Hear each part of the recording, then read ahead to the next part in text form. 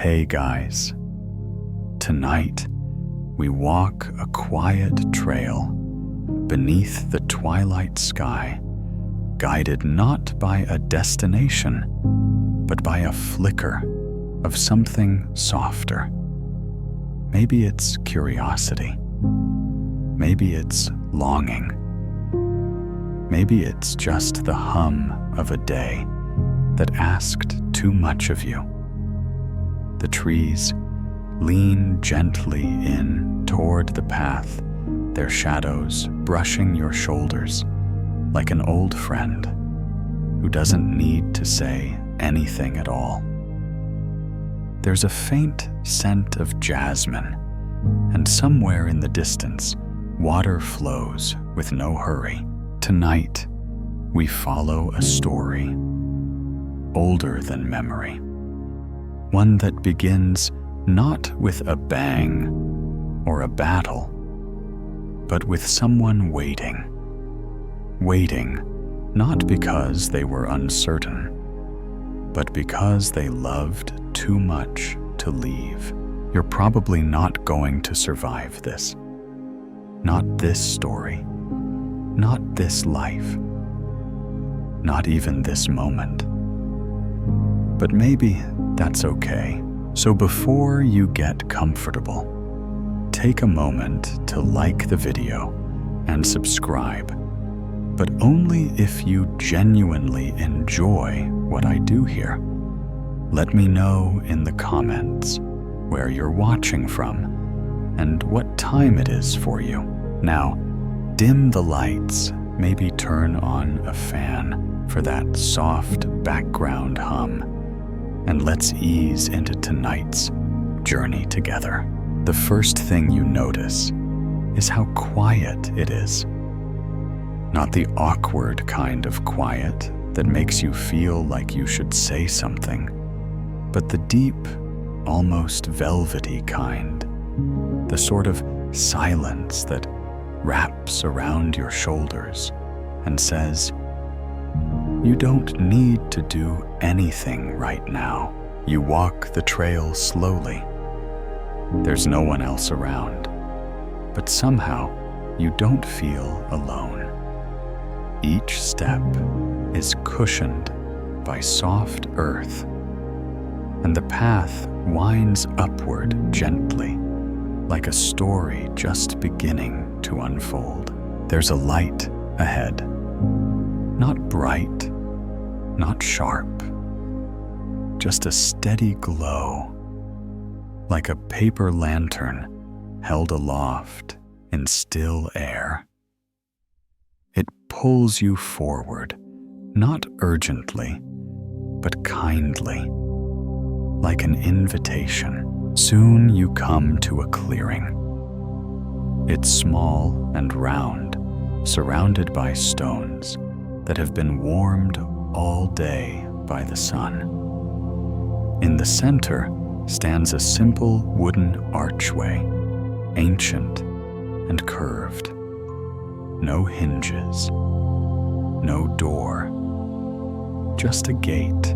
Beyond it is everything you've heard Nirvana might be: soft light, peace that hums instead of rings, an open sky that seems to breathe along with you.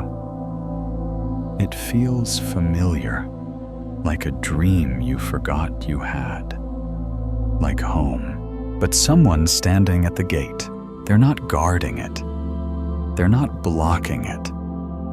They're simply waiting. You walk closer. The figure is dressed in simple robes. Their face is calm, not the tight calm of forced patience, but the easy stillness of someone who has truly arrived. They smile when they see you, not a wide, gleaming smile, just a gentle one, the kind that makes your heart slow down a little. Why aren't you going in, you ask? Or maybe you don't say anything. Maybe you just think it loud enough for them to hear. The Bodhisattva nods toward the trail behind you, because someone else might still be walking, and they shouldn't arrive to find the gate empty. You look back. The path curves out of view, disappearing into the trees. There's no one there, but the Bodhisattva seems certain. Not in a rigid way, just deeply, quietly sure. And so you sit down beside them. There's a soft breeze that brushes through the clearing. A low, contented hum from nowhere in particular. You hear the rustle of leaves, the distant hoot of an owl, and beneath it, all your own breath. In, out, in, out. Like waves lapping at the shore of now. The Bodhisattva doesn't speak, but their presence speaks volumes. You feel it in your chest, like someone turned down the volume on the whole world. It's not that your problems are gone. It's just that they don't shout as loud anymore.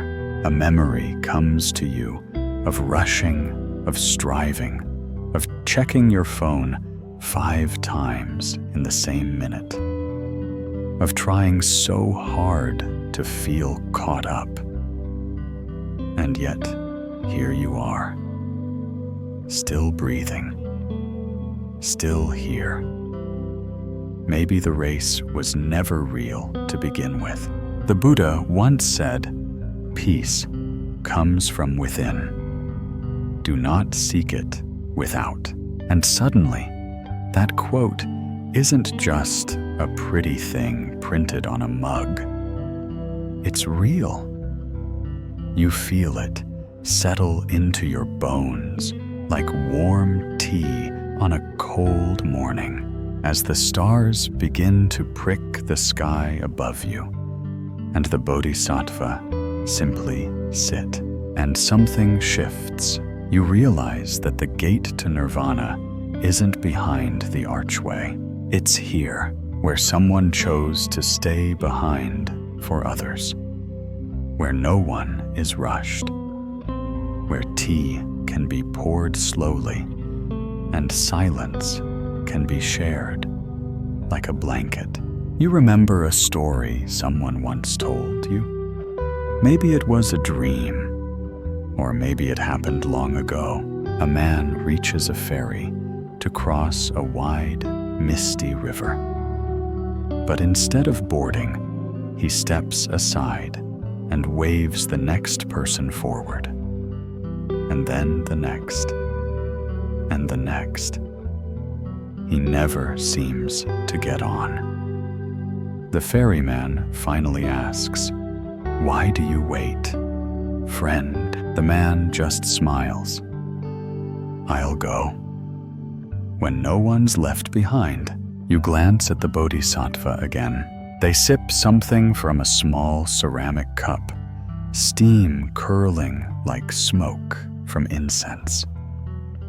Maybe it's tea. Maybe it's awareness itself. They look at you, their eyes soft and knowing, and quietly, without words, they ask, "Would you wait too?" The night deepens, folding itself around you like a soft blanket. You're still sitting beside the Bodhisattva, just outside the Golden Gate. The gate that leads to Nirvana. The gate that gleams faintly under the moonlight, not imposing, not urgent, just present. The Bodhisattva doesn't look at it. They seem in no rush to cross. You do, though, at least a part of you does.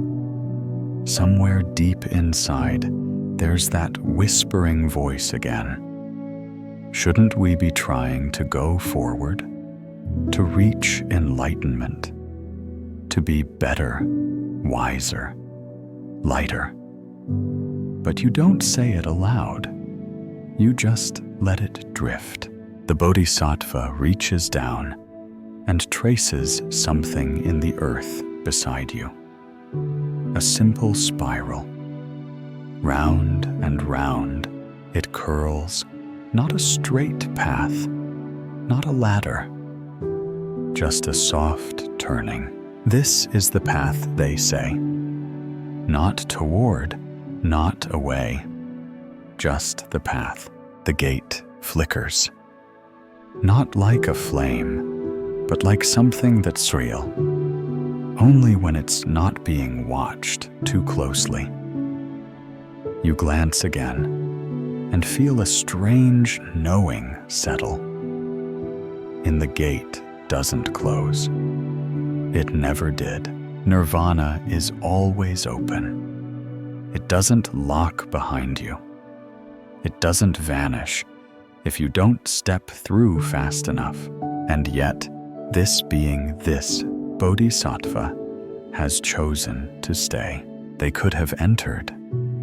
They could have dissolved into infinite stillness. But instead, they wait at the edge, smiling. And it's not martyrdom. It's not self-sacrifice. It's love. Love without urgency. Love without noise. Just the deep, quiet vow that says, I'll stay until all beings are free. You breathe that in. Let it fill your lungs like incense smoke. The scent of sandalwood, the warmth of presence. You remember the Buddha's words. As a mother would risk her life to protect her child, her only child, so should one cultivate a boundless love toward all beings. And now, sitting at the gate, that kind of love doesn't feel like a concept anymore. It feels like this Bodhisattva beside you, still, aware, waiting not in frustration, but in faith. Faith that every being will one day arrive, even the angry ones, the tired ones, the ones who don't believe in gates or paths or stories, even the part of you that still doubts. All are welcome. You look down the trail again. It's darker now, still empty to your eyes. But maybe that doesn't matter. Maybe it never did. You think of a tale you once heard. One passed through whispers, more than books. There was a monk who reached the mountain's summit after years of climbing. The clouds parted. The sky opened. And before him stood the radiant door to eternal peace. But just as he lifted his hand to knock, he heard a voice, tiny, distant, almost forgotten. It was the voice of a child weeping somewhere far below. The monk paused. He turned and walked back down the mountain. He searched valley after valley, through rains and hunger and silence, until he found her, a lost child, sitting beneath a tree with no name. He smiled. She looked up, and they walked together, back up. The monk never did reach that summit again, but wherever they walked, there was peace. The Bodhisattva beside you stirs. It's not about reaching, they murmur. It's about returning. You feel something seven inside. Something that thought it had to race. That thought, Life was an exam, enlightenment a prize. That thought, peace, was on the other side of effort. But here beside the gate, beside the one who waits, there's no prize, only presence. And it's more than enough. You wonder aloud. But doesn't it get lonely? The Bodhisattva smiles again, not at you, but at the question. Their eyes shimmer in the moonlight, like a reflection on still water. Loneliness comes from walls, they say, not from waiting, not from love. And the breeze agrees. It rustles gently through the clearing, lifting the scent of moss and old pine. Somewhere an animal moves through the brush, not alarmed, just passing. The world goes on. Time doesn't press here. You could stay forever. Maybe that's the secret. You think again of that spiral in the dirt. A soft, looping path, not toward, not away, just unfolding. And you realize the gate isn't a finish line. It's not a reward. It's not even a doorway. It's just a moment.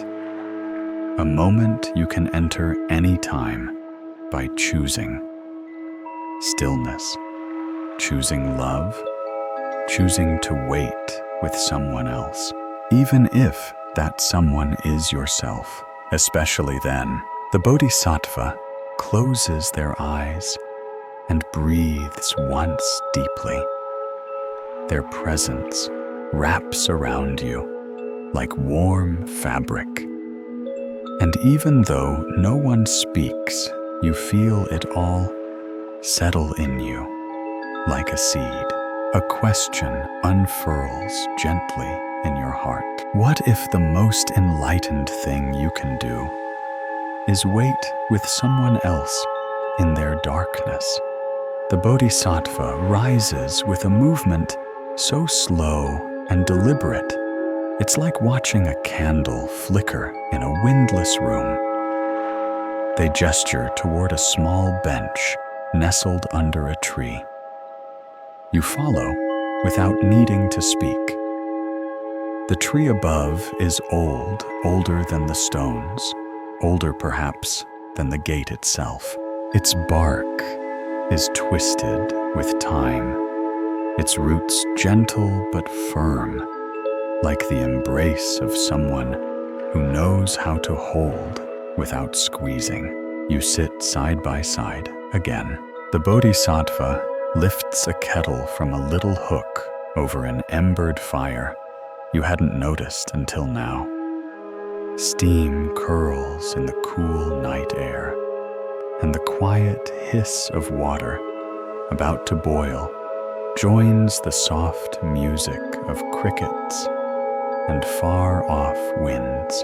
The teacups are simple, clay uneven, the kind that let you feel the warmth directly on your fingertips. When the tea is poured, its scent rises like memory, earthy, grassy, faintly sweet. You breathe it in before you drink. The first sip doesn't dazzle, it calms. You didn't even know your chest was tight until now. Still tea, silent tea. You sip, and the moment becomes heavier in the best possible way. The Bodhisattva looks out toward the gate again, but doesn't speak of it. Instead, they say, peace isn't made. It's revealed. You tilt your head. They smile. Like this tea. The leaves did nothing special. They were just steeped in stillness. You take another sip. The warmth travels slowly, like kindness moving through your body. And something else begins to rise, a story from long ago, though you're not sure if it's yours or borrowed from the Bodhisattva's gaze. There was a traveler, weary and parched, who came to a village searching for answers. He was told of a wise woman who lived by the river, known to offer truths as deep as the current itself. When he found her, she was sitting with her eyes closed, holding a cup of tea. The traveler said, "I've walked 1,000 miles to find you." She opened one eye. "Then you must be thirsty," he frowned. "I'm not here for tea. I want truth." She said nothing, but offered him the cup. Frustrated, he drank. And as he did, the coolness of the river breeze touched his cheek. The warmth of the cup touched his fingers. The scent of the tea touched his memory. And for a moment, he stopped searching. That moment became his answer. The Bodhisattva finishes their tea and holds the empty cup to the moonlight, admiring the quiet glow of the clay. "Nothing left," you say softly, "or everything left," they reply, and you think again of that cracked begging bowl from earlier, the one you imagined singing when empty. There's a paradox in that, isn't there? We're so used to filling things, schedules, inboxes, rooms, hearts. But what if the real music starts only after the filling stops? The Buddha once said, "Better than 1,000 hollow words is one word that brings peace." And maybe that word isn't even spoken aloud. Maybe it's the hush between sentences, the space in a sigh, the moment when two people just sit quietly and drink tea without needing to fix each other. You breathe in the steam of your cup and realize how rare it is, even in your own life, to do one thing at a time, to be fully in the sip, to let it be enough. The Bodhisattva refills your cup without asking. Steam rises again, and so does a question. Is stillness something you find, or something you remember? You think of your own days, the rushing, the overthinking, the endless scrolling, like fingers trying to find meaning, one swipe at a time. And here now, beside a warm fire, and a companion who waits for everyone, you realize you haven't checked a clock in a long time. Time isn't gone. It's just softer, less sharp, less bossy. The wind rustles the leaves above, and you remember something the Bodhisattva said earlier. The path is not toward or away. Maybe you've spent your life trying to get somewhere, but this tea, this fire, this silence, it's already the destination. There's a certain beauty in that, a certain relief, too. You don't need to conquer the mountain tonight. You don't need to level up your spirit like it's an app. You just need to sip the tea, feel the warmth. Stay. You lean back slightly against the tree. It accepts your weight without question. Somewhere nearby, water trickles down unseen stones. It doesn't roar. It doesn't boast. But it never stops moving, and neither do you. Not really. Even in stillness, your heart beats. Your lungs move. The world continues, but now it all feels different. As if slowing down lets you notice more. The taste of the tea lingers just a bit longer on your tongue. The light from the fire sways more tenderly against the stone, and the Bodhisattva, eyes closed now, seems to hum without sound. Not a song, just being.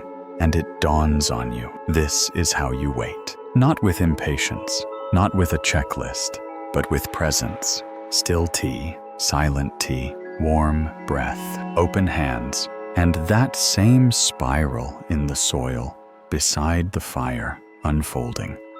Not because it must go somewhere, but because unfolding is what it does. The tea is gone now, not finished gone, like the warmth that fades slowly from your palms, like the steam that drifts upward invisible before it leaves your sight. The Bodhisattva stands again, their robes rustling like the pages of an old book turned softly in the wind. They nod once toward the trail behind the gate, then turn instead toward a smaller path, one so quiet and overgrown you didn't notice it before. Without words, they begin to walk. And of course, you follow. This path winds downward, not in a spiral this time, but in slow, meandering waves, like the rhythm of ocean tides, if they were made of leaves and moss. Everything here grows without urgency. There are no neat rows, no fences, no manicured shapes, only ferns curled like sleeping animals and vines that embrace without choking. The Bodhisattva gestures toward a clearing ahead, and when you arrive, you stop. It's a garden, but not the kind you're used to. There are no gardeners, no tools, no sign of anyone tending the soil. And yet, it flourishes. Wild roses stretch toward moonlight. Tiny sprouts poke up between the roots of old trees. Mushrooms bloom like little umbrellas near the base of a rotting log. Everything is growing, but no one is doing. You step gently onto the soft earth and feel how alive it is. Springy, moist, fragrant. This place smells like time, like patience, like the kind of wisdom that doesn't need to be explained to be understood. You and the Bodhisattva stand in silence, watching the quiet chaos of growth. A vine climbs a tree. A petal drops without regret. A moth lands softly on your sleeve, as if to say, "You belong here too." The Bodhisattva speaks almost a whisper. Things grow when they are left in peace. You blink. Let that settle in. Because in your world, growth usually means effort, means goals and alarms and 5-step plans. But here, in this soft-spoken jungle of moonlit green things, grow simply because they are given space, given time, given stillness. The Bodhisattva kneels by a patch of wild mint and runs a hand through it gently, not to pick it, just to feel it. They seem to listen more than look, and the plants somehow they seem to speak back. You recall a story, perhaps from a dream or a past life told in childhood. There once was a king who demanded a perfect garden. He hired the finest landscapers, demanded precision, straight lines, symmetry. The trees were trimmed to identical shapes, the flowers arranged by color and size. It was a garden fit for a painting, and yet he could not sleep within it. Something was wrong. The wind felt too sharp, the colors too bright, the silence too loud. Frustrated, he went for a walk beyond the castle walls, and there, in a small glade, he found a patch of earth no one had touched. Clover spilled over rocks. Weed bloomed beside soft moss. A tree leaned sideways, heavy with blossoms, and in that chaos he laid down and slept like a child. You look around this garden with the Bodhisattva and think, maybe we are too quick to prune the wild parts of ourselves. Maybe some parts of your heart are meant to grow in crooked ways. The Bodhisattva says, effort is not the enemy, but effort without love is violence. You think of all the ways you've tried to force growth. Spiritual, emotional, even physical. All the books, apps, trackers. The constant need to become someone.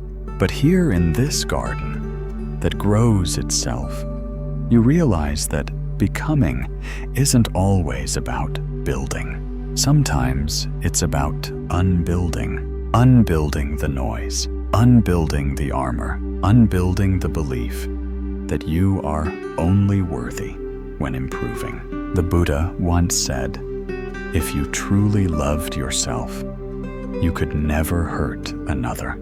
And perhaps that includes the hurting you do to yourself in the name of being better. The garden doesn't judge its own shape. It doesn't wish to be a field or a forest. It just is. You reach down and touch the soil. Cool, crumbly, alive. And in that moment, something deep inside you, something tired and tangled, lets go. Not dramatically, not with a crash, just gently. The way a leaf lets go of its branch when the wind is right. The Bodhisattva smiles and stands. You follow. As you leave the garden, the plants close in behind you, not to erase your visit, but to resume their quiet growing, as if your presence was simply a breeze that passed through. You step back onto the winding path and glance once more over your shoulder. The garden has already begun to vanish into the shadows, but the feeling remains. Stillness doesn't mean stopping. Stillness means allowing. And the soft question that follows you as you walk is this: what part of you is already growing when you stop trying to force it? The garden falls behind you, swallowed by the quiet. But something of it lingers not in your hands or on your clothes, but deeper, like the way a certain scent can drift through a memory without warning.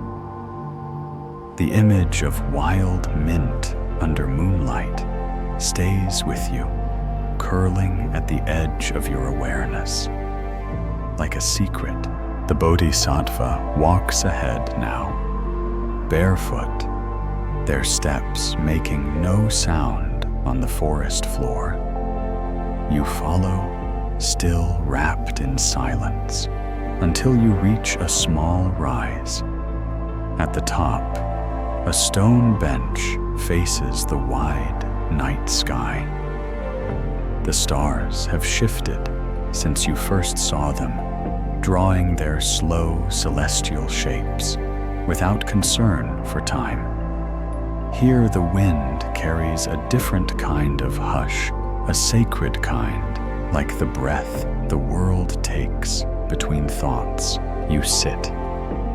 The Bodhisattva remains standing, facing outward. After a while, they speak. Can you follow the thread of your breath? And you try. In and out. Not sharp, not shallow. Just breath, a thread, a silk line, gently pulling you inward, not to shrink, but to center. You follow it through your chest, down your spine, into your belly, in and out. You begin to feel that your body is not a shape, but a rhythm, not an object, but a movement. A tide that rises and falls within you. The Bodhisattva closes their eyes. You do the same, and the world doesn't disappear. It softens. The wind in the trees becomes a lullaby. The stars above tiny candles in an enormous room. Time melts. Thoughts. Try to rise something about an old conversation, a mistake, an unfinished task. But the breath gathers them all like leaves and lets them drift away. The Bodhisattva speaks again, quieter now. Breath is the anchor of this moment, and this moment is everything. You remember a teaching, something passed down from the Buddha. Just as a mighty rock is unmoved by the wind, so is the wise one unmoved by praise or blame. And in this stillness that feels true, not in a stern or stoic way, but in a peaceful, rooted way, like a tree that doesn't have to defend itself to the breeze. Your breath continues. You feel its edges soften, its depth deepen. You begin to sense how it connects you, not just to your body, but to everything, to the wind you're inhaling, to the earth that absorbs your exhale, to the night that holds you both. You open your eyes. The Bodhisattva is watching you, not judging, not even teaching, just witnessing. And you suddenly feel how rare it is to be witnessed gently, to be seen without being fixed. It makes you think of a small parable you once heard on a rainy afternoon. A young monk asked his teacher, "What is the way to enlightenment?" The teacher replied, "Breathe in." The monk obeyed.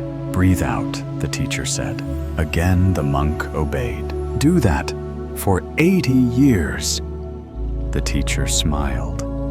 And you'll know you smile remembering it. The Bodhisattva doesn't need to explain. They know you've heard it. You both sit in silence again. Above, the stars pulse gently. Below, your heartbeat echoes in your breath. A fox yips in the distance. Somewhere a tree creaks, and still your breath moves unhurried, unforced. You wonder how many moments moments like this you've already had in your life without noticing. The quiet ones, the soft ones, the ones where breath came and went, and you were alive, even if only barely aware of it. You think again of the thread. Delicate, yes, but unbreakable. It led you here, didn't it? Through all your joys and wounds, through all your worries and wonders, through sleepless nights and noisy mornings. It's always been with you. And maybe, just maybe, this thread is the path. Not the path to something, but the path itself. The Bodhisattva looks toward you and gently asks if this breath is enough. What else are you chasing? The question doesn't demand an answer. It just sits with you, like dew on a blade of grass. You close your eyes again and return to the breath, to the thread, to the one thing that's always here, in and out, in and out. The air changes as you rise again. Not colder, just quieter. Like the forest has noticed your stillness and responded in kind. You and the Bodhisattva descend from the hilltop, moving together without words.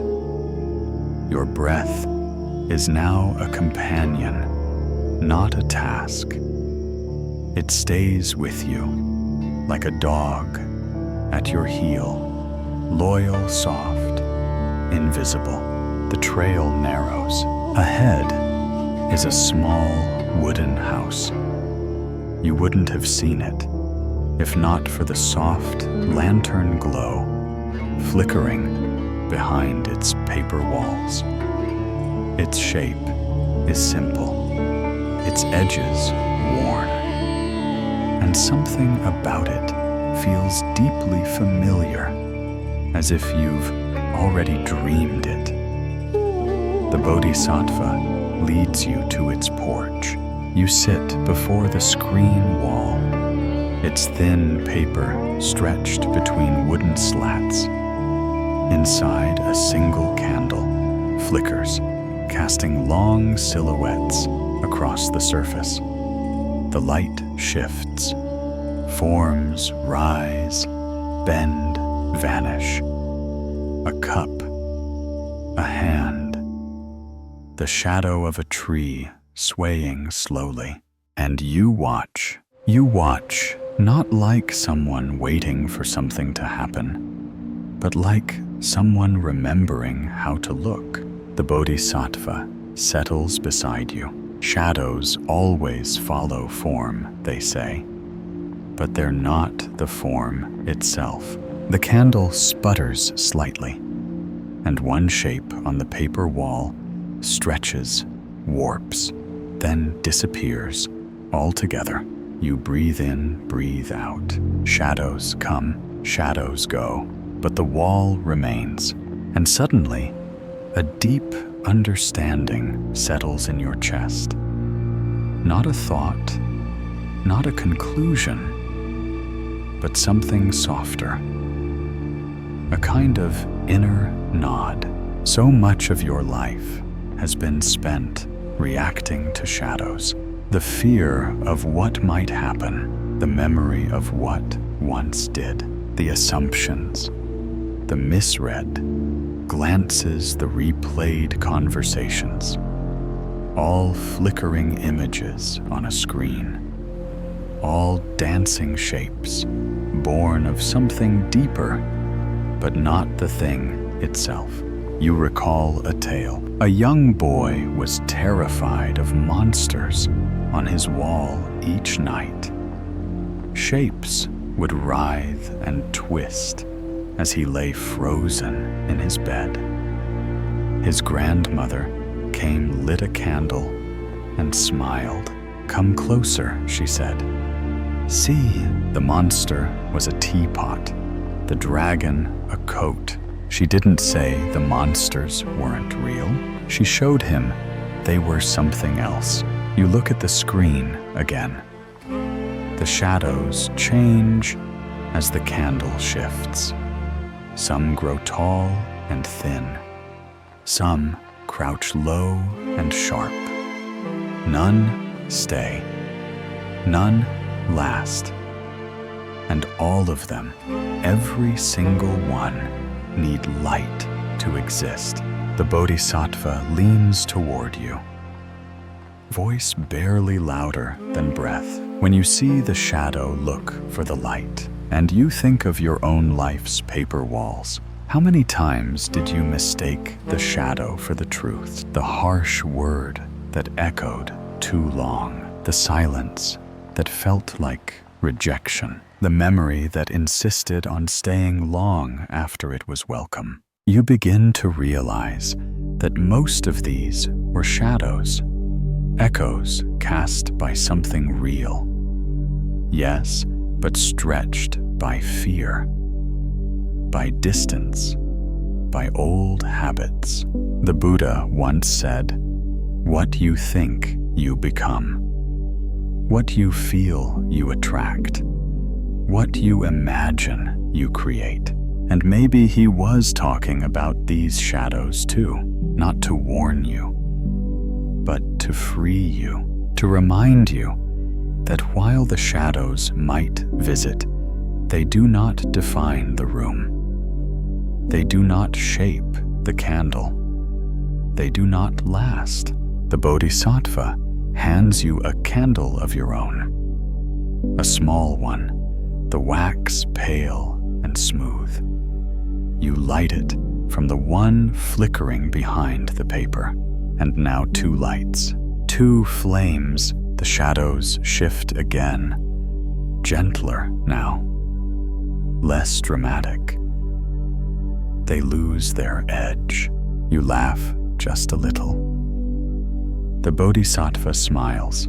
Even fear looks different in softer light, you say. They nod, especially fear, and for a moment, everything in the room, all the unseen shapes, all the flickers and blurs, feels like they're bowing slightly, not disappearing, not defeated, just less powerful, just shadows doing their dance. The Bodhisattva leans back against the wooden post. The wall was never the problem, they say. It was believing the shadows were all there was. You close your eyes and feel the candle's warmth in your hands. The fire inside you now mirrors the one outside. And the shadows, you let them come. You let them go. You stop naming them. And this question rises gentle as mist through morning trees. What if the things you fear are only waiting to be seen in gentler light? The candle in your hands has burned low now, its flame a soft golden bead dancing on the edge of wax and breath. The Bodhisattva stands and begins to walk again, and once more you follow your path, lit by a glow so gentle it could vanish with a sigh. You descend into a small hollow where the air feels cooler, wrapped in moss and stillness. In the center of this space sits a stone pedestal, and on it rests a single object, an old cracked begging bowl. You step closer. The bowl is empty, deeply so. Not just lacking, but inviting. The kind of emptiness that feels full in some strange, impossible way. You reach out and trace the crack that runs down its side. It doesn't feel broken. It feels lived in, like an old friend who's learned how to smile with their whole face wrinkles and all. The Bodhisattva watches you quietly. That bowl has traveled, they say. It has carried rainwater and rice, silence and stories. And now it carries emptiness. You tilt your head. Isn't that nothing? The Bodhisattva smiles. Not nothing. Spaciousness. You sit beside the pedestal and peer inside. The bowl's shadow curves like the inside of a cave, and something about it makes you feel small in the best possible way. Humbled, held. You remember a tale from long ago, something you may have read, or maybe it came to you in a dream. There was a student who visited a revered teacher, eager to learn the way of wisdom. He spoke non-stop about all he had studied, all he had read, all he already understood. The teacher served him tea, gently pouring into the student's cup. But the cup filled quickly, and the teacher kept pouring. The tea spilled onto the table, onto the floor. The student cried, "Stop! Can't you see the cup is full?" The teacher paused. "Exactly," she said. "How can I teach you unless you empty your cup?" You look back at the cracked bowl and feel a stillness settle over your shoulders. You wonder how much of your own life has been spent filling yourself more information, more achievement, more planning, more doing. But what if emptiness isn't absence? What if it's readiness? You turn to the Bodhisattva. Does emptiness mean giving up everything? They shake their head. Not everything. Just what you no longer need. You sit with that for a while. The wind moves gently through the hollow. The trees whisper nothing urgent. A bird settles somewhere nearby with a tiny puff of wings. You listen, and the silence between sounds becomes its own music. The Buddha once said, "Form is emptiness, and emptiness is form." You breathe in, you breathe out. What does that even mean? But somehow, you don't need an answer. You feel it in the bowl, in your breath, in the quiet that no longer feels like a void, but like a space where things can be received. You realize that emptiness doesn't mean hollow. It means open, and openness is rare in a world full of noise, expectation, and always reaching to simply be open to listen, without planning your reply, to rest without justifying it, to be without doing, is a kind of revolution. You glance again at the crack in the bowl and see how it lets light in. Not a flaw, but a door. The Bodhisattva places their hand gently on the rim of the bowl, and somehow it hums. You lean in closer. The sound is low, soft, resonant, like the memory of a bell in a temple long gone. You feel it more than hear it, in your chest, in your bones, and just like that, the bowl sings, not despite being empty, but because it is. You smile. The Bodhisattva smiles, and a question rises like incense from the coals of your heart. Is emptiness really empty? Or is it simply waiting to be filled with peace? You leave the hollow with the image of the singing bowl still resonating inside you. Its sound not echoing exactly, but radiating like a warmth that spreads from the chest outward, subtle and unspoken. The Bodhisattva walks beside you. Now, their hands loosely folded, their gaze soft and inward.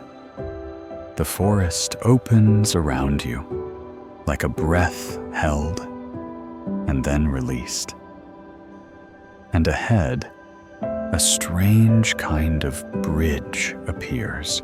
At first, it's barely visible, just a shimmer in the air. Then, as you draw closer, it reveals itself, a delicate pathway made entirely of incense smoke. Thin curls twine together in soft lines, rising and stretching across a small ravine. The incense burns slowly from unseen sources at either end, the scent mingling in the air, faintly sweet, a little spicy and deeply grounding. Maybe sandalwood, maybe myrrh, maybe memory itself. You hesitate at the edge. Will it hold, you ask? The Bodhisattva only smiles. Only if you walk softly. So you do, one bare foot after the other. The bridge gives a little like silk, but it does not break. It sways gently under your weight, but not in fear. It feels alive, responsive. You realize you're not walking on something dead or still. You're walking on something that moves with you, that listens. And as you walk, the smoke curls around you, whispering stories, not in words, but in images. You see faces, moments, memories rising like steam from the surface of your mind. People you've loved, people you've lost, decisions made in haste, apologies left unsaid. All of it drifting up soft as clouds, not to haunt you, but to remind you. You are made of movement. You are made of change. A folk tale comes to you, one told to children usually, but maybe meant for everyone. There was once a weaver who used smoke to spin thread. People laughed, said smoke was too weak, too fleeting, but the weaver kept spinning, and in time she wove a cloak so light it could catch dreams. When the emperor came to take it, the cloak turned to mist in his hands. It was never meant to be owned, only to be worn by those willing to vanish and reappear again and again. Halfway across the smoke bridge, you pause. The Bodhisattva stops with you, their face lit by the gentle glow of burning incense. You whisper, "Why does everything pass?" They answer so that nothing can be held too tightly. You close your eyes and feel it, that truth. Not as a loss, but as a kind of mercy. Impermanence is not cruel. It is kind. It lets you move. It lets you try again.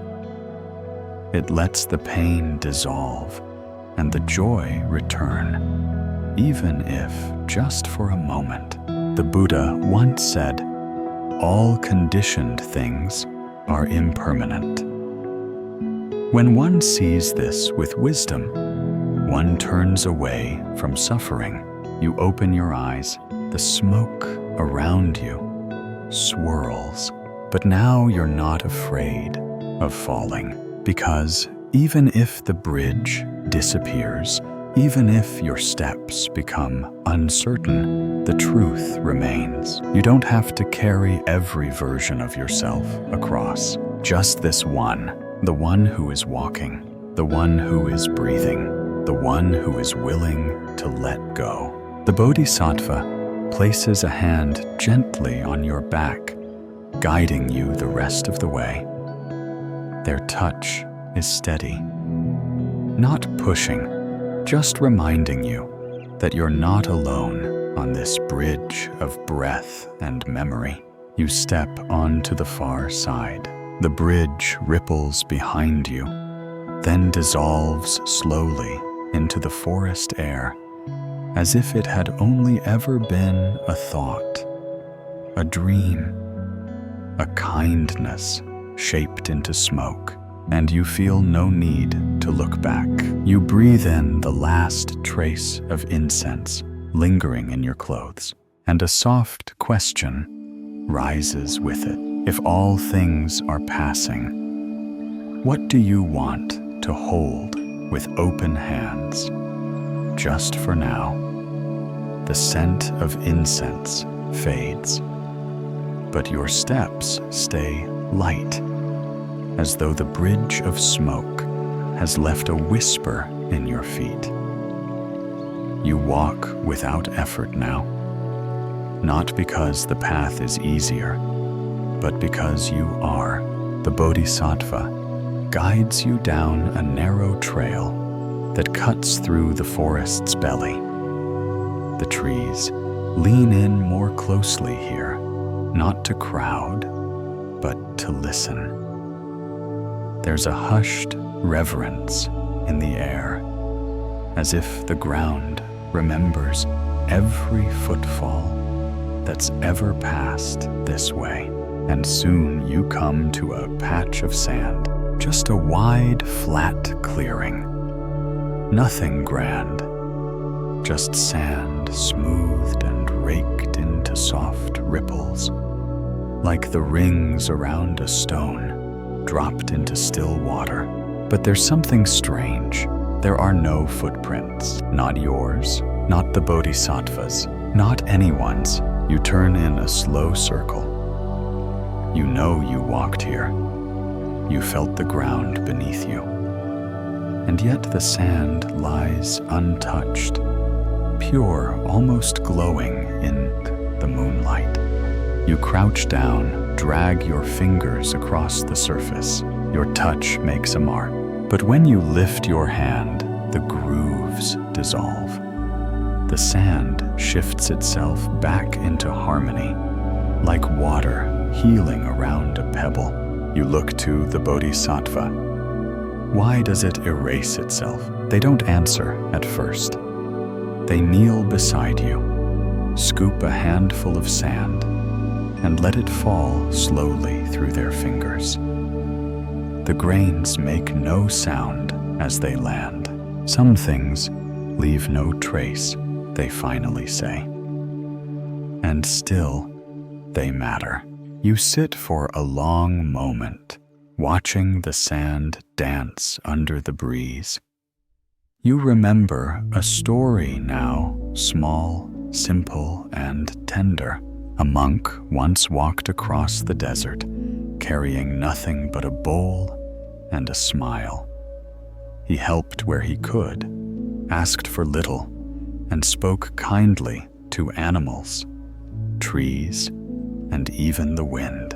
When he died, there were no statues, no books, no students who remembered his name. But the village he passed through still flourishes. No one knows why the children laugh more there, or why the streams seem cleaner, or why in the evenings people sit together on porches with easier hearts. The monk left no trace, but everything changed. You run your palm across the sand. Smooth, gentle, impermanent. You begin to see how desperate we are sometimes to leave something behind, a mark, a legacy, a plaque on a wall. But here, where nothing stays imprinted, you feel a strange freedom to love without needing credit, to help without being noticed, to live without the burden of proof. The Bodhisattva whispers, "What if the most beautiful thing you ever do is something no one will remember?" You glance down. Even your own footprints from a few moments ago have disappeared. The sand knows you were here, but it doesn't hold you hostage. It releases again and again, like breath, like forgiveness. The Buddha once said, "Just as the rain falls equally on the just and the unjust, so does compassion touch all, leaving no trace of pride." You take that in slowly. There's a relief in this, a quiet kind of joy, to give your kindness without tagging your name on it. To do good, not for recognition, but because it feels right in your chest. To become the kind of person whose presence makes things softer, even if no one ever quite knows why. The Bodhisattva stands again. Their feet leave no mark either. And you think perhaps this is what grace looks like. Not an angelic glow, but the humility to disappear without bitterness, to vanish like smoke, to dissolve like breath, to pass like light through leaves. You begin to walk again side by side, and the sand smooths itself behind you. And this gentle question follows like a breeze. If you knew your love would leave, no name, would you still give it freely? The trail rises once more, leading you out of the sand and into a place where the trees grow farther apart. The sky opens a little, and with it comes a breeze, soft, cool, and strangely familiar.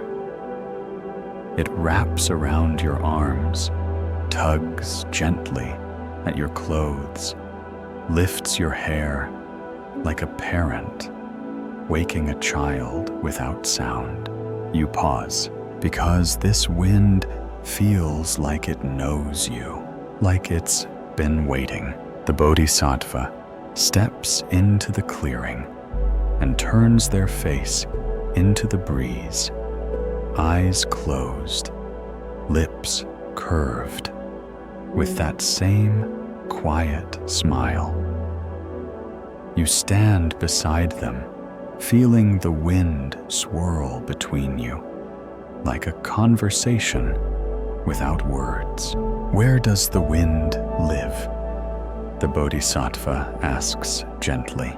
You blink, not sure if it's a riddle or a teaching.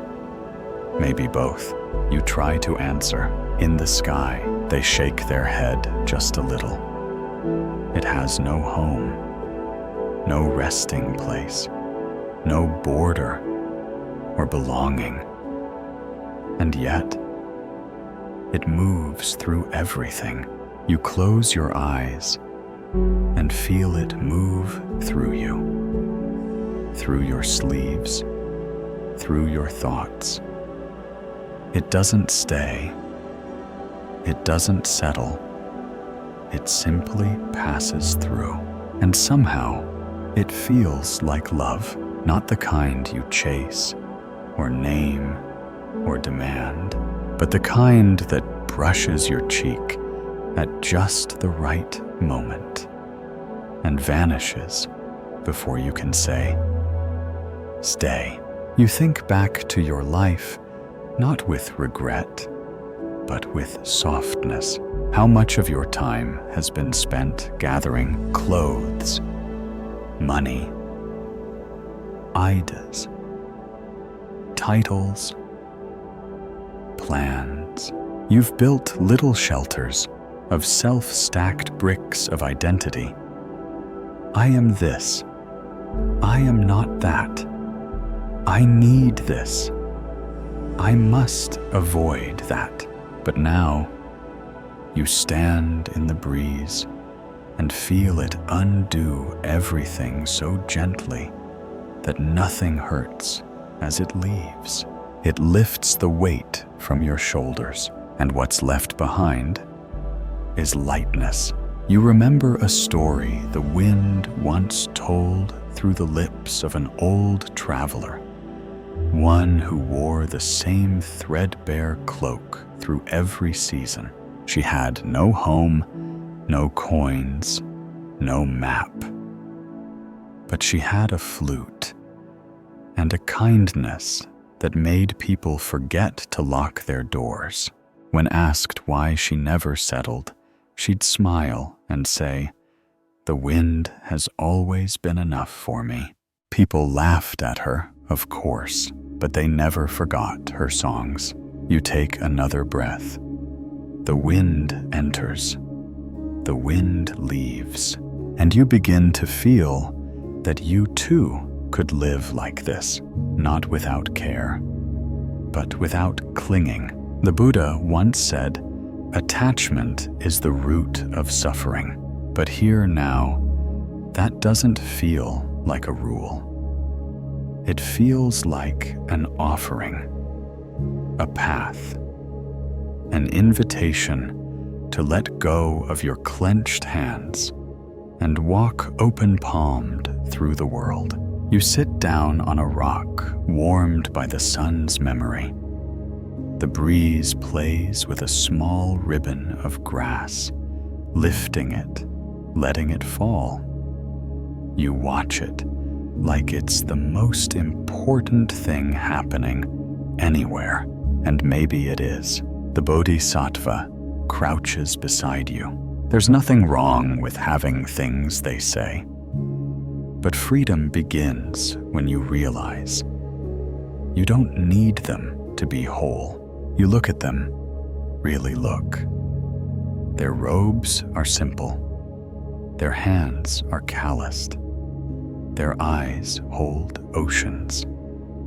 They wear no symbols, no jewels, no crown, and yet they carry peace like a lantern. They don't own it. They are it. You lie back in the grass and let the wind cover you. No blanket could be softer. And as you breathe in that cool, clear air, a question drifts into your mind.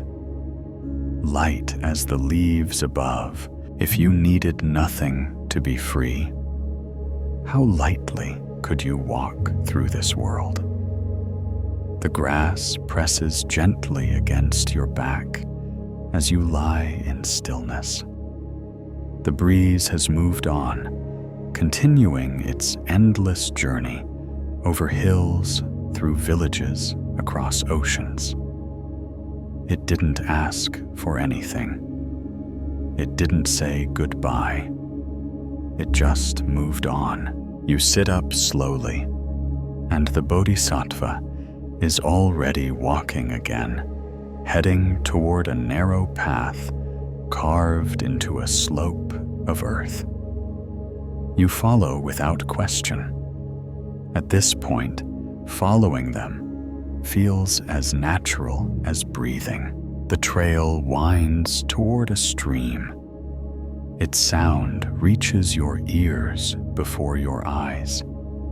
It isn't a roar, just a hushed, persistent flowing. When you arrive, you find it winding gently through the valley, like a silver ribbon laid down by a careful hand. The water is dark in places, bright in others, reflecting the moon, like a mirror too shy to hold the light for long. And then you see them lanterns, small, delicate, floating lanterns, bobbing along the water's surface. They drift slowly, each carrying a soft, golden glow. Dozens of them, maybe hundreds, some fresh and burning brightly, others dim flickering, some barely more than a dying ember. You and the Bodhisattva stand at the water's edge. A small basket sits beside your feet, filled with fresh lanterns, unlit, folded neatly waiting. They hand one to you. You kneel, light the small candle inside, and gently place it on the water. It wobbles for a moment, and then finds its rhythm, joining the soft procession, already flowing downstream. Each lantern, the Bodhisattva says, is a being. You look closer, and now you see it. Some move quickly, almost eager. Some get caught in slow eddies. Some bump into others, causing a slight flutter. But none are left behind. All drift toward something, even if their path bends or delays.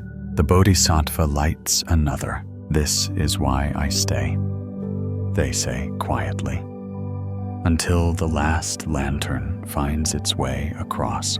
You watch your lantern grow smaller as it drifts, joining the river of quiet light. And your heart aches, not with sadness, but with the deep tenderness that only comes when something opens fully, just for a moment. You remember a story told around a campfire many years ago. A child once asked a monk, "Why do the bodhisattvas wait at the gate of Nirvana?" The monk answered, "Because compassion isn't finished when you find peace. It's only finished when everyone does." The child asked, "Even the ones who don't want it?" The monk smiled. "Especially them." You light another lantern and another, each one a small wish, a silent prayer. For the angry, for the tired, for the ones who rush, and the ones who fall behind. For the versions of yourself you've outgrown, and the ones still learning how to be soft. You don't speak, you just keep lighting. One for the one who hurt you, one for the one you couldn't forgive until now, one for the lonely part of you that still aches some nights, even when everything seems fine. The stream carries them all without judgment. The Buddha once said, "If your compassion does not include yourself, it is incomplete."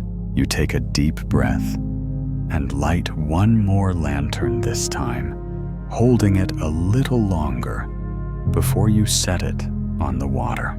This one is for you, for your trying, for your fear, for your hope. It floats away slowly, its glow steady. You watch it until it joins the others, and you understand in a way you never had before what it means to love without condition, to wait without demand, to care without control. The Bodhisattva watches the river, their face lit by the glow of moving light. This is the vow, they whisper, to return again and again, until even the smallest lantern finds home. You don't need to ask where the river leads.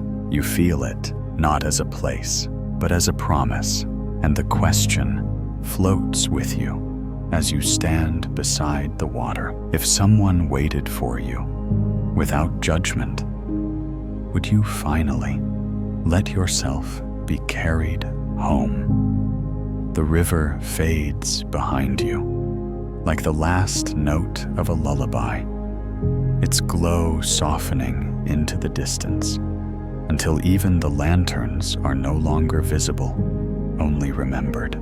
The Bodhisattva walks again, their robe catching lightly in the breeze, and you follow them toward a bend in the path where tall stalks of bamboo rise on either side. Their pale green trunks are so slender, so elegant, that you wonder how they've managed to grow so tall. The wind returns here, but it's different, stronger, more playful. It rushes through the bamboo grove in waves, creating a low melodic rustle, like a forest breathing. You walk into the grove, and the air cools instantly. The bamboo bends all around you, swaying with the wind, creaking gently like oars in an old wooden boat. Some stalks bend almost to the ground under the wind's push, but none of them break. Not one. You stop walking. The Bodhisattva, standing ahead of you, gently places their palm on the nearest bamboo. Watch, they say. The wind surges, whistling through the grove. The bamboo bows low, then rises. Flexibility, they whisper. Not force. You place your hand on another stalk. It feels hollow, but strong. It bends under your weight just slightly, and then springs back. Not brittle, not defiant, just willing to move. You recall a story someone once told you on a sleepless night. A young warrior asked an old gardener how to stay strong when life kept bringing storms. The gardener pointed to the bamboo and said, "The oak stands proud until it snaps. The bamboo kneels and survives." It wasn't the answer the warrior wanted, but years later, in the middle of his own storm, it was the only answer he could remember. The Bodhisattva walks further into the grove. This is what we must become, they say. Not the rigid, not the proud, but the willing, the soft. You remember a time you pushed too hard, tried to hold things together that were already letting go. Relationships, expectations, an image of yourself. You clenched and braced and stood like a fortress until it cracked. What would have happened if you had bent instead? You look up. The tops of the bamboo sway, dipping in rhythm with the wind, like dancers in slow motion. You smile. The Buddha once said, "One moment of patience may ward off great disaster. One moment of impatience may ruin a whole life." You let that one settle in your bones. Maybe it's not about being unshaken. Maybe it's about knowing how to bend. The Bodhisattva pulls a thin bamboo leaf from a low-hanging branch and rolls it between their fingers. In every life, they say there will be wind. The only question is whether you choose to break or bow. You feel your shoulders soften as the breeze passes again, and suddenly, all the moments where you bent but didn't break return to you. Those quiet victories no one saw. The times you paused instead of yelling. The times you forgave before you got an apology. The times you walked away when everything in you wanted to fight. Those weren't weaknesses, they were wisdom. You weren't giving up, you were giving way. You let the wind pass through, and you rose again. The bamboo around you sighs with the next gust. You let yourself sway with it, just a little, and a gentle thought arises, like the rustling of leaves. If softness is survival, what strength lies in letting yourself yield?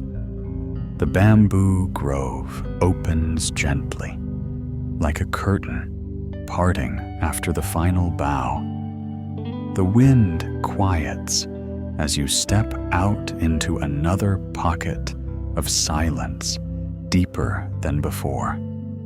The kind that makes you feel like the earth is listening. Before you now stands an old wooden bell tower. Not grand, not towering, modest, weathered by rain and time, its beams darkened and smooth.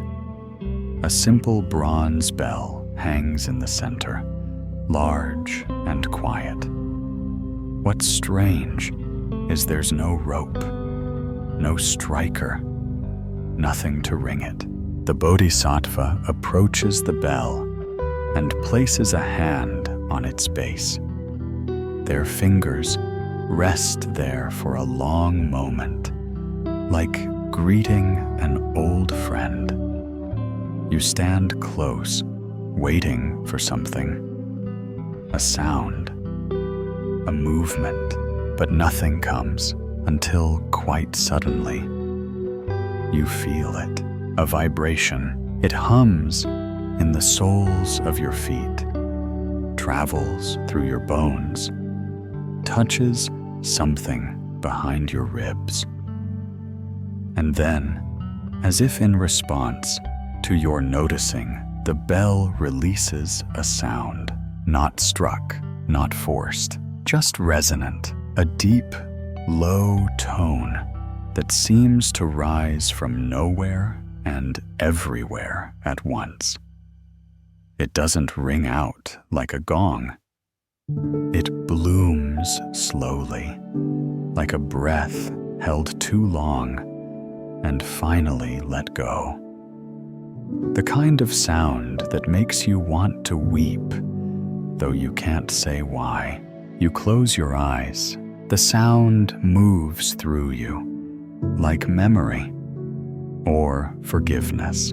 When it fades, you feel emptier, but in a beautiful way, like a bowl that's been cleaned and placed on a shelf, waiting for whatever comes next. The Bodhisattva whispers, "Some bells ring only when deeply heard." You understand or begin to. You remember a tale told once on a rainy night by a nun whose voice was softer than the storm outside. There was a bell in a mountain temple that hadn't been rung in 100 years. Monks tried. Villagers tried. It wouldn't sound. One day, a deaf traveler came to the temple. He placed his hands gently on the bell and stood silently, eyes closed. After several minutes, the bell began to hum. No one heard it with their ears, but everyone in the village slept deeply that night. You sit cross-legged in front of the silent bell and place your hands on your knees. The Bodhisattva joins you. Together, you do not speak. You do not move. You simply listen to the bell that doesn't ring, to the sound that only silence can carry. The Buddha once said, "Better than worshiping gods is hearing the sound of silence." You had never understood that line until now, because this silence is not empty. It's alive. Inside it are the words never said, the forgiveness never asked for, the love that didn't need a name. You realize how loud your life has been. even the quiet parts filled with thought, worry, self-comparison, background noise. But this is different. This silence is a teacher, and it teaches without speaking. Listen deeper, the Bodhisattva says, and so you do. And the bell hums again, not in your ears, but in your breath, in the ground beneath you, in the night sky above. And you realize something. It was never about the bell. It was always about your presence. Because some truths don't shout. They whisper, and they wait for you to be still enough to hear. You let the silence hold you like a blanket. Let it warm the parts of you that have been overused, overstimulated, overexplained. No questions now. No need to name the experience. Just one gentle wonder, rising like steam. What if the most important messages are the ones you can only hear in stillness? You rise from the base of the bell tower, slowly, like someone waking from a dream within a dream. The silence still hums softly in your chest, even as your feet return to the earth. It feels different now, more solid somehow, like it trusts you a little more for having listened. The Bodhisattva gestures with a tilt of their chin, leading you into a grove of low trees. Their branches stretch wide and low, the kind of trees children might climb or sleep under on summer afternoons. The moonlight filters through their leaves in soft silver streaks, and in the center of the grove sits a large, flat stone. Perched on the stone is a bird, small, still, quiet. You expect it to fly when it sees you, but it doesn't.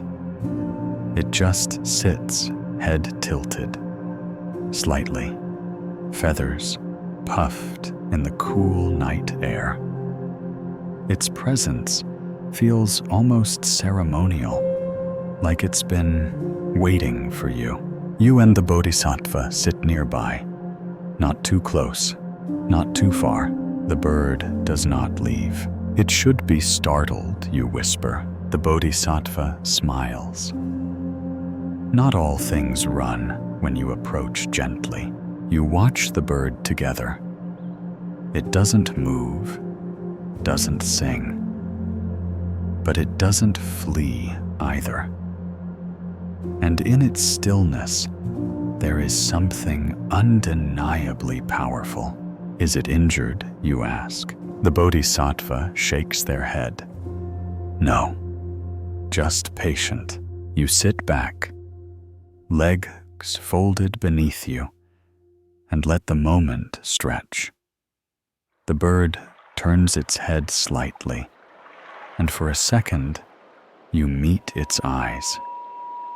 It's a strange feeling to be seen so fully by something that makes no demands, that offers no opinion, that simply sees. A story stirs in your memory. There was once a woman who lived alone at the edge of a forest. She was known for her kindness, but rarely seen. Every morning, she placed a small bowl of water and a handful of seeds outside her door. Birds came. Some stayed, some left. But one small sparrow returned every day. Over time, the woman began speaking to it, not out loud, just with her eyes, her presence. The bird never replied, but it never stopped coming. One winter, The woman passed quietly in her sleep. The bird stayed on her windowsill for 3 days, then flew away. No one ever saw it again. You watch this bird now and feel no need to interpret it. It doesn't carry a message. It is the message. Sometimes presence is enough. The Bodhisattva whispers. We often confuse stillness with waiting. But not everything that stays is stuck. You nod, feeling how many times you've paced inside your own mind, thinking motion meant progress, thinking patience meant passivity. But this bird, this tiny, unmoving witness, carries the kind of presence that shifts the air just by being. The Buddha once said, "Do not dwell in the past. Do not dream of the future. Concentrate the mind on the present moment."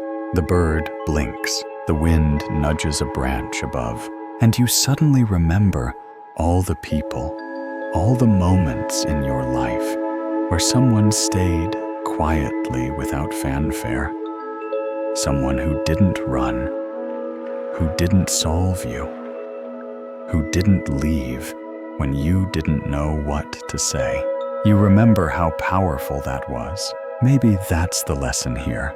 You don't have to flap your wings to prove you're alive. You don't have to speak to be heard. You don't have to move to matter. The Bodhisattva leans back, resting against the curve of a tree. Compassion isn't always action, they say. Sometimes it's presence. You watch the bird a moment longer, then you lower your gaze, not in submission, but in reverence. You no longer feel the need to impress the moment. You just let it hold you, and you wonder quietly, what if love looks less like fixing and more like staying silent beside what is? The bird eventually lifts. One small foot, adjusts its stance, and settles once again, still choosing not to leave. But by now, you understand its stillness is not uncertainty. It is not fear. It is love, anchored without chains. You and the Bodhisattva rise slowly from the grove, leaving the stone and the bird behind. No goodbyes, just space, just a parting that holds no tension.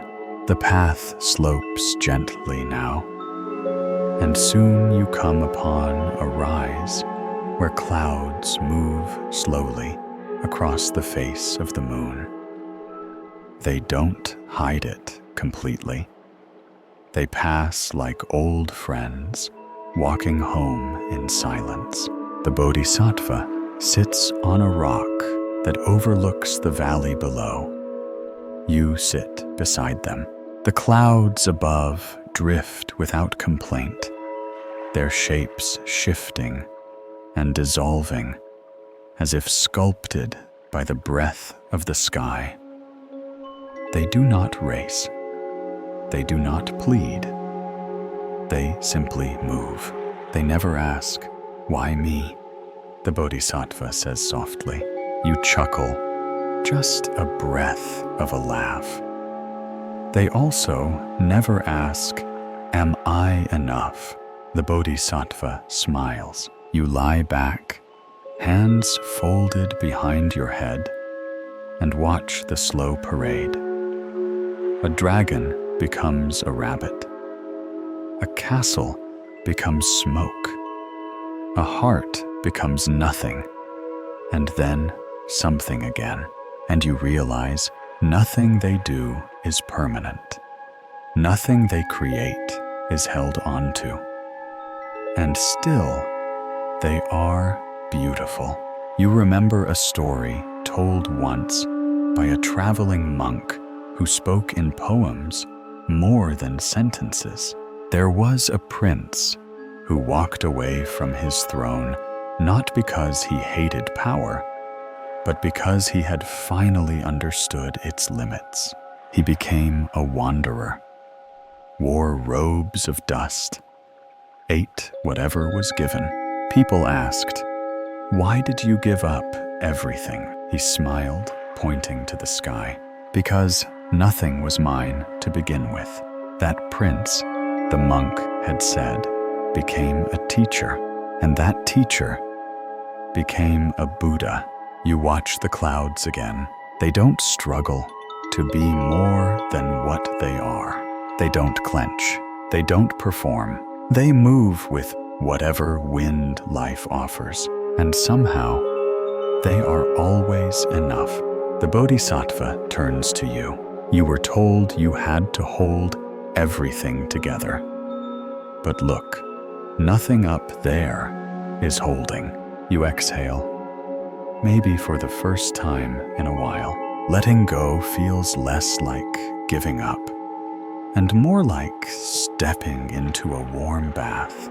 The Buddha once said, "You only lose what you cling to." And maybe you think he wasn't warning you. Maybe he was freeing you, because the more tightly you've held on to things, titles, roles, outcomes, the more tension built inside you. And here, under a sky of moving softness, you feel the invitation to loosen your grip. You ask quietly, "Isn't letting go a kind of death?" The Bodhisattva looks at you with that same infinite gentleness. "No," they say, "it's a kind of birth," and you understand. Letting go is not the end. It is the beginning of being carried. Carried like a cloud, shifting. Yes, changing shape. Yes, but always part of the sky. You sit in the silence that follows. A silence shared not just between two beings, but between the self you were and the one you're becoming. And a question rises, not sharply, not urgently, just softly, like fog over still water. If even the clouds can change shape without suffering, can you allow yourself to shift too? The clouds continue their gentle drift above, but the path now draws your gaze downward. The Bodhisattva stands, robes brushing softly against the stone as they begin to walk again. You follow them down a narrowing trail, one that coils like a ribbon through the trees. You descend for some time quietly, the earth beneath your feet, soft and damp with moss. The air is still, not heavy, just hushed, like a held breath. Ahead, the trail stops, or seems to. You arrive at a clearing where stone steps rise into mist. They lead up, not far, but high enough that their end disappears into a low-lying fill that thickens just above the trees. You look at the Bodhisattva. They nod once slowly. You begin to climb. Each step is sturdy, worn smooth by countless feet. But as you rise, you notice something strange. Your steps don't echo. The mist swallows all sound, like a pillow pressed gently to the world's ear. Halfway up, you look back, but the forest below is gone, vanished into cloud. Only the steps remain beneath your feet. You keep climbing. As you near the top, The stone stairs begin to dissolve into the mist. Literally, edges, fading shapes, softening. You place your foot cautiously, but it holds, just barely. Another step. The stone crumbles gently under your heel, but it doesn't fall. It just becomes mist. You reach for the next, and it's not there. You freeze. The Bodhisattva appears beside you again, silent, steady. They smile. Not to comfort you, but to remind you of something you haven't yet realized. This ladder was never meant to be climbed all the way, they say. Only until you remember it isn't needed. You stand on mist now, no steps beneath you, no path ahead, just fog, just sky. You don't fall, you float. You remember a folk tale now told in fragments, perhaps by someone half asleep at a temple fire. A man climbed a sacred mountain in search of truth. At the summit, he found a ladder that stretched even higher toward the stars. He began to climb rung by rung, year by year, but each rung dissolved behind him. Eventually, he realized there were no stars, just space, and that the ladder had been made of longing. He laughed and fell, but he didn't crash. He landed where he began, smiling. The Bodhisattva looks out into the white air. All ladders are temporary, they whisper. You glance down. There is nothing below. No fear, no ground. But somehow you don't feel lost. You feel light. And for a moment, there is no self-climbing. No goal, no top, no bottom. Just mist and breath and peace. The Buddha once said, "There is no path to happiness. Happiness is the path."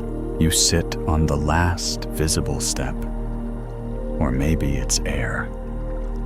The Bodhisattva does the same, and together you rest there in the white quiet of not needing to go anywhere. You remember all the striving, the goals, the quests, the checklists of self-improvement. You smile gently at yourself, not with shame, but with compassion, because it was never wrong to climb. But perhaps now it's okay to stop, to sit, to be. You close your eyes. There is no sense of rising or falling now, only presence. And with it comes a soft question, like the echo of your own breath in a vast, quiet sky. If the ladder was never real, can you trust the stillness beneath your feet?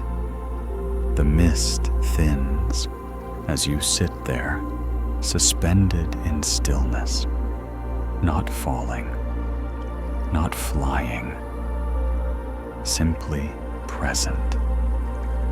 When you open your eyes, the Bodhisattva is still beside you, watching the fog clear in slow spirals, as if the sky itself were exhaling in relief. You begin to descend, though, not down steps this time. The path appears beneath your feet as you move, as if the world is building itself around your willingness to return. And return you do, to firmer ground, to the quiet hush of trees and moss and a single winding trail. You come to a crossroads. Nothing dramatic, just two worn paths parting around a crooked tree. And there, sitting on the low stone wall beside the tree, is a traveler. They look tired, clothes worn thin. A walking stick rests at their feet, and in their hands they hold a simple cloth bundle. Not much, just enough. The Bodhisattva walks up beside them and says nothing. The traveler lifts their gaze. Their face softens. They say, surprised, like greeting a friend they'd almost forgotten. The Bodhisattva bows not deep, just enough to say, I see you. You sit nearby. The traveler unwraps their bundle and reveals a small loaf of bread, cracked and dry, and a flask of tea. They look down at it, then up at you both. It's not much, they say. The Bodhisattva nods, but it's enough. The traveler hesitates. I gave everything away. They pause. I thought it would come back, that someone would notice, that kindness would return. They look away ashamed of the honesty. The Bodhisattva doesn't flinch. They just reach out and pour the tea into a shared cup, steam curling in the air like incense. They offer it to the traveler. The traveler takes it, hands trembling, just slightly. Then they cry quietly, not the crashing grief of fresh loss, but the slow, relieved kind, the kind that says, I thought I had been forgotten. You sit with them. No one rushes to reassure. No one interrupts. You just sit. The Bodhisattva pulls something from within their sleeve, a small fruit, bright, fresh. They offer it to the traveler. Without a word, the traveler stares. Why now, they ask. Why not before, when I needed it most? The Bodhisattva smiles. Kindness comes when it's ready. And sometimes it waits until we stop asking. You sit together on that quiet road for a long time. The trees listen. The breeze joins you, soft as breath. You remember a story you heard once from an old farmer with soil-stained hands. He used to leave fruit on the roadside, wrapped in little cloth napkins for anyone who passed. He never saw who took them. One day he stopped, too tired, too discouraged. Years passed. Then one evening, he found a basket at his gate. Inside a note, I survived one winter because of your apples. I have children now. These are from our tree. The Buddha once said, drop by drop, the water pot is filled. Likewise, the wise one gathering it little by little fills themselves with good. The traveler eats slowly, gratefully, and something begins to shift in their eyes. Not sparkle, not joy, just rest, the quiet returning of breath to a body that thought it had to fight forever. The Bodhisattva rises. You follow. The traveler stays seated. They're not ready to walk again, not yet, but they will. And when they do, the road will still be there. The Bodhisattva turns to you and says, kindness has no deadline, but it always arrives on time. And you believe them because you just saw it, because you just were it, and because now walking away, you carry a soft and unexpected question. What if your smallest kindness is the miracle someone's been waiting for? The path meanders, now soft beneath your feet. as if the earth itself has begun to trust your steps. The trees thin just enough to let starlight through, and each breath you take feels easier, uncoiled, unhurried. The Bodhisattva walks beside you without speaking, but their presence carries the feeling of someone who is always listening. You wonder what that must be like to walk through the world with ears tuned more to silence than to sound. As the path opens again, you arrive at a small circular shrine.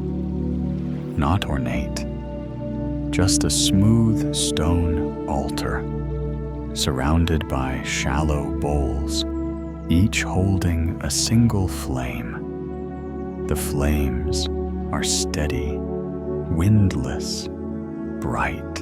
You notice one bowl is empty. The Bodhisattva gently kneels beside it and gestures toward a small oil lamp near the altar's base. Its flame flickers with soft gold, calm and alive. They nod to you. You kneel too. You light a small taper from the lamp and touch its flame to the waiting bowl. It takes only a second, a single breath, and the bowl glows to life, its light joining the quiet constellation of others around it. Nothing spectacular, no explosion of light, just one more flame, no brighter or dimmer than the rest. You sit in silence beside the Bodhisattva. The warmth from the flames touches your face. The Bodhisattva says enlightenment is not a torch passed from master to student. It is a flame that lights another without losing itself. You watch the ring of flames. None compete. None try to outshine. Each simply burns. You remember a story once shared by a teacher who spoke with more pauses than words. There was a candle in a dark room, burning alone. Another wandered in unlit, worn down, nearly gone. It asked for light. The first candle hesitated, afraid its flame would lessen, but when it touched wick to wick, both burned, and the room grew brighter. You look again at the flame you lit. It's small, but it burns, and somehow it feels like a reflection of all the tiny choices you've made, ones no one saw.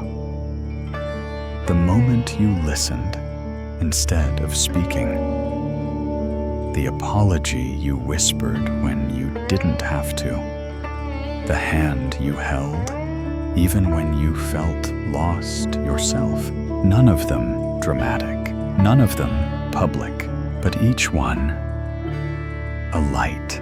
The Buddha once said, "Thousands of candles can be lit from a single candle, and the life of the candle will not be shortened." You glance at the Bodhisattva. They're looking at you, not as a teacher to a student, but as a flame to a flame. And you feel it, not pride, not accomplishment, but warmth, a quiet knowing that you too carry something worth sharing, not through sermons, not through grand gestures, but through presence. The Bodhisattva rises and walks slowly to the center of the shrine, their hands raised slightly, not in worship, but in acknowledgement. Of what? Of you, of everyone, of the small lights that fill the world and are never counted. You follow. The two of you stand in the circle of bowls, surrounded by steady glow, and in that shared light, a question kindles in your chest, like a match struck gently in the dark. What if your flame tiny, imperfect ordinary was enough to keep someone else warm tonight.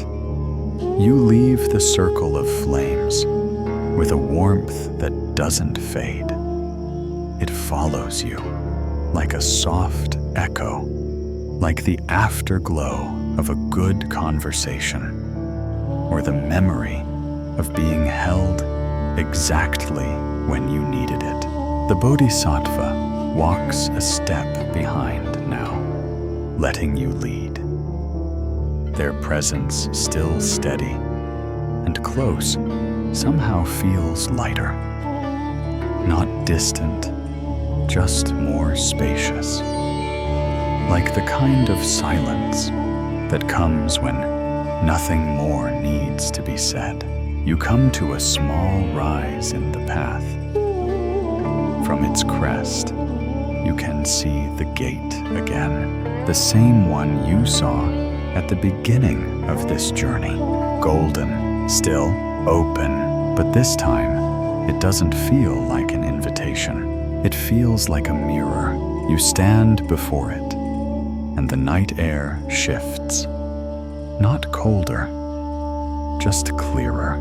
You turn toward the Bodhisattva, and finally, you ask the question you've been carrying, like a pebble in your pocket. Why didn't you go through? They don't answer right away. Instead, they sit beside the path, cross-legged hands, resting in their lap. You sit too. The gate remains in view, but neither of you look at it anymore. When I reached the gate, the Bodhisattva begins softly. It wasn't what I expected. It wasn't a throne or a final resting place. It wasn't some perfect, glowing end. You wait listening. It was quiet, they continue, and open, and beautiful. But more than that, it was empty. You nod, that word again, empty. But you understand now, it doesn't mean hollow. It means ready. I could have walked through, the Bodhisattva says, and peace would have taken me. I felt it. They pause, looking at their hands, as if they still feel that peace held there. But then I looked behind me, and I saw you. You blink. Me. You, they say gently. And everyone you've ever been. Everyone still walking. Everyone who's fallen asleep on the path, or wandered off it, or is too afraid to take the first step. They look at you fully now. I waited because I remembered what it felt like to not know the way. And I couldn't love the light enough to leave the shadows behind. A breeze moves through the clearing. The trees lean in just a little, as if to listen.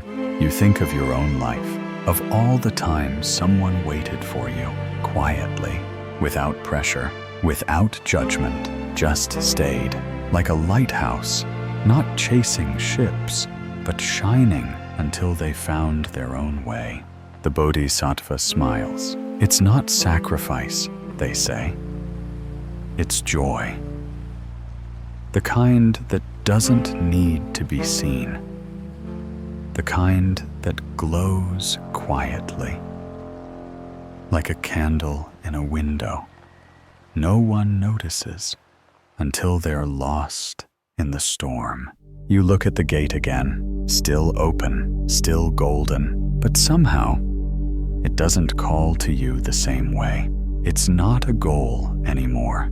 It's a promise, a place that will always be there, waiting. You remember a parable told not with words, but with a gesture, once a teacher pointing to the horizon and then to their heart.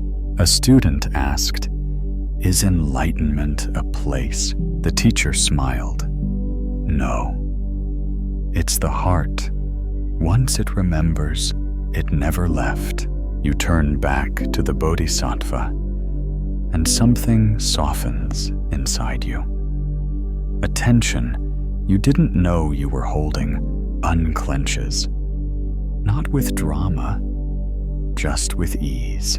You realize you're no longer waiting to arrive. You already have. The Bodhisattva leans back on their hands, gazing at the sky. It's not about crossing the gate, they say.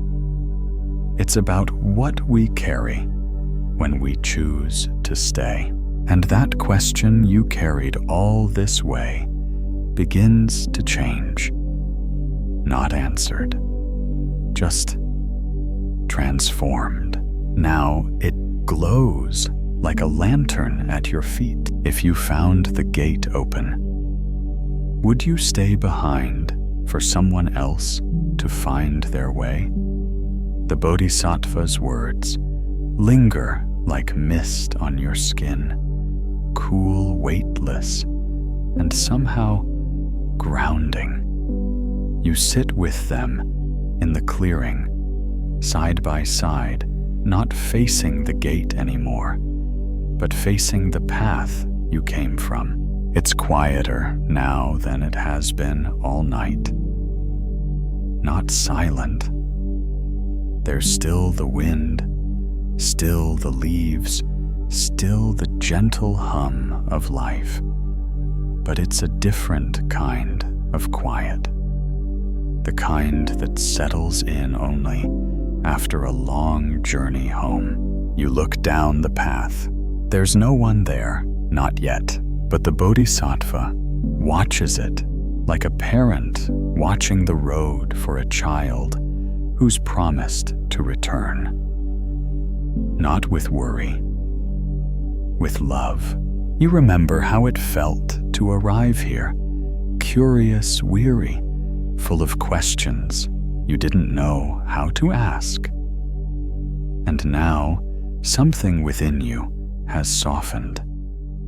Not from having found the answers, but from having realized that you never needed all of them in the first place. The Bodhisattva lies back in the grass, hands behind their head, gazing up at the stars. You join them. The sky is wide, quiet, infinite. A single star streaks silently across the darkness. Neither of you makes a wish, because what more could you wish for? The moon sits like a bowl in the sky, holding the night. You breathe in, and the breath carries you, not away, not forward, but deeper into now. The Bodhisattva turns to you, eyes half-lidded. You know, they say, with a quiet grin, the gate's always been open. You nod. I know. Some people spend their whole lives trying to open a door that was never closed. They whisper, and it doesn't feel sad. It feels tender. True, you recall a small story. Maybe it's a parable. Maybe it's a memory. There was a man who searched for the key to enlightenment. He traveled for years, collecting teachings, visiting temples, fasting, meditating. One day, he sat by a stream to rest. He looked into the water, and there beside him sat the key, in his own pocket, all along. But he laughed, not at the journey, not at himself, but at the beautiful absurdity of it all. He had to walk the whole way just to discover he'd been ready the entire time. You turn to the Bodhisattva. Will you always stay, you ask. They don't answer right away. Then softly, only until no one else needs the waiting. You let that settle, and you know they mean it. Every last step of it. You close your eyes, letting the cool air wash over your face. The Buddha once said, "As a lotus flower is born in muddy water, yet blossoms unsoiled, so too can the heart awaken in this very world." And in this very moment, you feel it, not like lightning, more like the weight of your body sinking deeper into the grass, more like trust. You turn back toward the path, not to leave, not to walk again, just yet, but to acknowledge it. Someone will come, and when they do, maybe you'll be here to greet them. Maybe you'll offer them tea, or silence, or a question shaped like a lantern. You smile, you breathe, and you wonder gently, almost like a lullaby sung to yourself. If the gate is always open, could you live your life as someone who welcomes rather than leaves? And now, dear one, the journey slows. The path softens beneath your feet. The moon hangs heavy and kind above, casting long, gentle shadows that move like memory across the earth. The Bodhisattva is still beside you, not a guide now, not a teacher, but simply someone who stays with you quietly. The gate is there golden and still, but it no longer calls to you, because your breath has become your path, and your presence your destination. So let your body grow heavy now. Let the images of this night, the tea, the garden, the shadows on the wall, the singing bowl, the bridge of smoke, the lanterns drift gently into the background. Let them fade like footprints in sand, washed clean by the tide of sleep. You are not chasing anything anymore. Not peace, not wisdom, not rest. You are simply receiving it. Each breath is a soft yes, each heartbeat a lullaby. The Bodhisattva remains. The gate remains, but your eyes are closing now, not in avoidance, but in surrender. Surrender to the stillness, to the knowing, to the truth that you are already whole, already home, already held by something larger and quieter than words. So sleep, sweet soul, you are not alone. The one who waits for others waits for you too, and will keep the lantern lit until you return again.